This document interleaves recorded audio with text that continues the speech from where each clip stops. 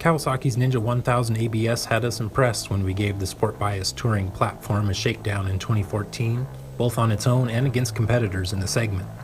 For 2016, the Ninja 1000 gets a new rival in the class courtesy of Suzuki, and its GSX-S1000F.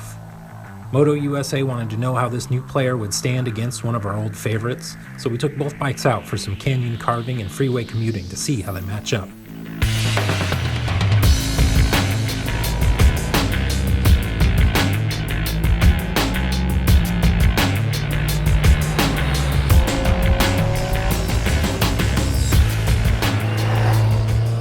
The Ninja 1000 utilizes the same inline-4 powering Kawasaki's Z1000, developed to provide ample torque through the rev range. Suzuki also sources an inline-4 based off the 2005-era GSX-R 1000 engine, but it's been retuned to improve bottom and mid-range performance. On the road, the Ninja rolls on smooth, and power is delivered in a predictable, manageable fashion.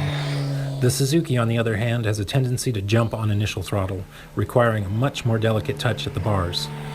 Once acceleration is initiated, though, the Suzuki provides more torque as RPMs rise through its silky power band. Engine vibration is less intrusive on the Suzuki too, the Kawasaki reaching distracting levels of vibration above 6,000 RPM. While the Ninja is no slouch against the lively mill of the GSX-S, the Ninja 1000 felt almost tame in its power delivery. On the dyno, the bikes are nearly matched in torque, with 74.3 pound-feet available on the Ninja and 75.6 pound-feet on the Suzuki. The Suzuki doles out more ponies though, the GSX-S1000F registering 141.7 horsepower to 122.4 horses on the Kawasaki. The Suzuki's power plant is housed in a lighter package as well, the GSX-S1000F tipping the scales at 474 pounds, while the Kawasaki weighs in at 511 pounds ready to ride. In the saddle, this contributed to the Kawasaki feeling less agile in the corners, requiring stronger input at the bars, and creating a heavier feel overall when compared to the GSX-S. The Ninja 1000 has a plush suspension setup, while the Suzuki felt a bit stiff. Both offer fully adjustable front ends, but the Kawasaki has the added benefit of a remote spring preload adjustment dial out back. For touring changes, such as adding luggage or accounting for a passenger, this amenity will definitely be appreciated. Despite feeling stiff, the Suzuki's suspension package was well balanced and remained planted and stable through turns. In the braking department, Kawasaki's binders fell short against the Brembo mono blocks on the Suzuki.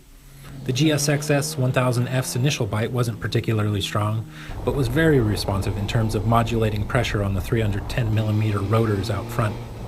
The Kawasaki got the job done, but didn't offer as progressive a feel at the lever. The ABS system engaged more noticeably under heavy braking on the Kawasaki, while the Suzuki required a more significant pull to activate the anti-lock function. The Kawasaki has two engine modes, full or low power, plus 3-mode Kawasaki traction control. Suzuki has just one engine setting and 4-level traction control. We felt little difference between full and low power settings on the Kawasaki, while setting Suzuki's traction control to the highest level seemed to mellow the jump on initial throttle application. In terms of comfort, the Suzuki offered a better seat both in shape and feel. The foam used on the Kawasaki was hard in comparison, and the squared shape noticeably wider than the Suzuki's rounded perch. On the plus side as regards touring capability, the Kawasaki has an adjustable windscreen and is equipped to easily accommodate OEM saddlebags, while the Suzuki screen is static and its carrying potential a bit more limited. The 5-gallon capacity Ninja managed 38.9 miles per gallon, yielding 195 miles per tank, while the Suzuki with its 4.5-gallon tank registered 40.6 mpg, giving riders a good 183 miles between fill-ups. In the end, our decision boiled down to splitting hairs, but we give Suzuki the edge. The Ninja 1000's touring bent may be the preferred option for some riders, but in this sport-biased category, the GSX-S1000F is a better machine in our opinion. The Suzuki wears its sport heritage explicitly, and the light, flickable bike is a joy in the mountain curves. It also provides good wind protection and a smooth ride at higher freeway speeds. It proved to be more comfortable than the Kawasaki after a full day in the saddle as well. Though the differences are slight, Suzuki's more multifaceted appeal, lively engine, and comfortable cockpit give it a leg up on the Ninja.